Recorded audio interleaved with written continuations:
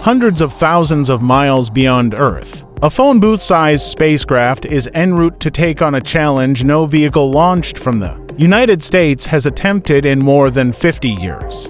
The lunar lander called Odysseus, or IM-1, created by Houston-based company Intuitive Machines, is barreling toward the moon. The robotic explorer is preparing for the terrifying moments of uncertainty as it attempts to slow its speed by about 4,026 miles per hour, 1,800 meters per second, in order to gently touch down on the moon's surface. The spacecraft is on track to land near the lunar South Pole at 4:24 p.m. ET Thursday, which was moved up from an earlier projection of 5:30 p.m. ET. Coverage of the historic event is expected to stream live on NASA TV beginning at 3 p.m. ET. Success is not guaranteed. If it fails, Odysseus would become the third lunar lander to meet a fiery demise on the moon in less than a year. Russia's first lunar lander mission in 47 years, Luna 25, failed in August 2023 when it crash-landed.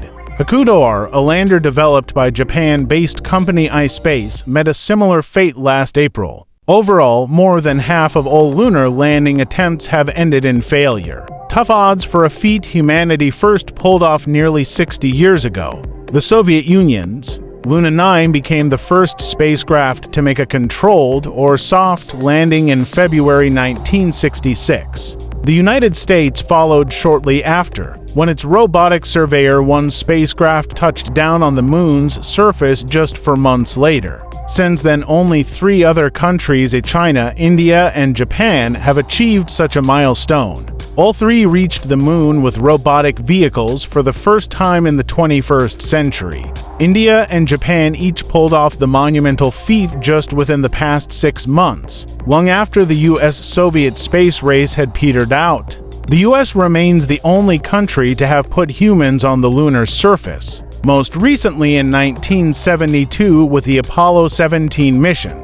But the US government hasn't even tried for a soft landing with or without astronauts on board. Since then, private space company Astrobotic Technology had hoped its Peregrine lunar lander would make history after its recent January launch. But the company waved off the landing attempt mere hours after liftoff because of a critical fuel leak and brought the spacecraft back to burn up in Earth's atmosphere. Regaining past knowledge and experience is a big part of the challenge for the U.S., Scott Pace, director of George Washington University's Space Policy Institute, told CNN. We're learning to do things that we haven't done in a long time, and what you're seeing is organizations learning how to fly again, Pace said. Going to the moon is not a matter of just a brave or brilliant astronaut. It's a matter of entire organizations that are organized, trained, and equipped to go out there. What we're doing now is essentially rebuilding some of the expertise that we had during Apollo but lost over the last 50 years.